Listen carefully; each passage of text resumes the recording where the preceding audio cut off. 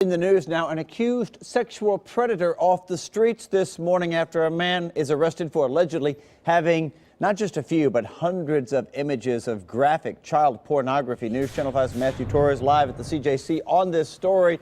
We're talking a lot of images, aren't we?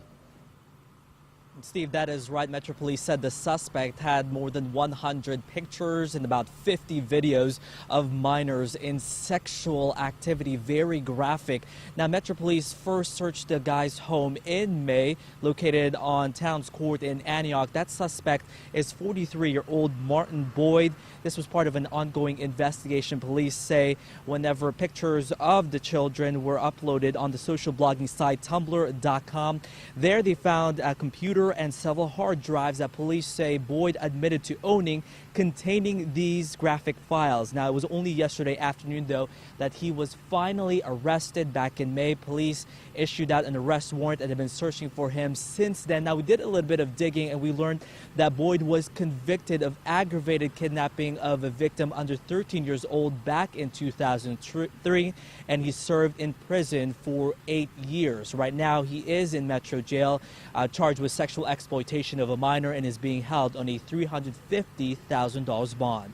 For now, we're reporting live from the Criminal Justice Center this morning. I'm Matthew Torres, News Channel 5 HD. Thank you, Matthew. And we finally know the identity of the elderly woman found murdered on the side of the road. Police tell us the victim is 86-year-old Lois Espy from Murfreesboro. She was found off Mullen Mill Road in Shelbyville early Monday morning. The official cause of death hasn't been released, but the Bedford County Sheriff says she was, quote, obviously murdered. Two brothers in the hospital this morning.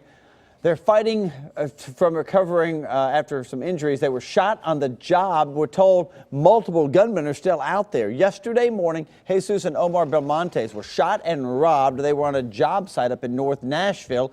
Two men apparently snuck in the back of the home and confronted these guys as they were working. A K-9 unit tracked down one of the men to a nearby grocery store, but then lost the scent. That company is known as NPR Roofers, and they're no stranger to this kind of crime. In fact, last month, police arrested two men for robbing one of their crew members at gunpoint on a job about 3 miles away. If you know anything about these crimes, call Metro Police at 74-CRIME. Also new for you this morning, an argument between a father and son leads to a shootout. It happened yesterday at Henley and Sun Electronics in Coffee County. They're not releasing the names yet or charges, but we do know the son was airlifted here to Nashville as a precaution, and the father was also checked out at a local hospital in Coffee County. We're going to continue to update you as we get more information. All right, some weather-related news for you this morning. We're learning more about that tragic accident involving a man and a snowplow. The victim has been identified as Jason Carter. THP tells us the driver of the plow was putting salt down near McKinney Road in Lawrence County when he hit and killed Carter. TDOT worker was driving the plow was tested for drugs and alcohol use, and both came back negative. No charges have been filed, but the investigation is ongoing. And in Coffee County, another Good Samaritan has been killed trying to help a fellow driver. This is the second time in 2 weeks. We're told Tracy Hollander slowed down to help a motorist stopped in the median on I-24. And unfortunately, a tractor trailer behind her was not able to stop in time and slammed into her car. Hollander died at the scene. Her passenger, 20-year-old Anthony Hollander, was injured in that crash.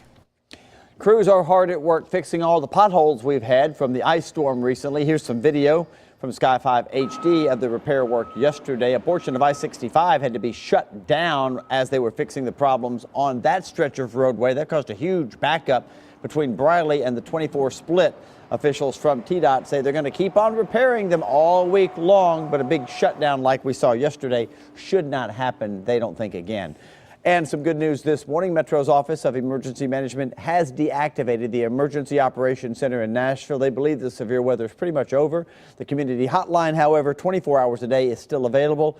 And to find that number, go to our website, newschannel5.com. Over in Putnam County, though, volunteers are still needed to help clean up the mess that the ice left behind in Monterey. Samaritan's Purse is an organization in Putnam County coordinating volunteer efforts in the coming days. They're looking for more than 100 volunteers to come out and remove broken trees from properties affected by last weekend's ice storm.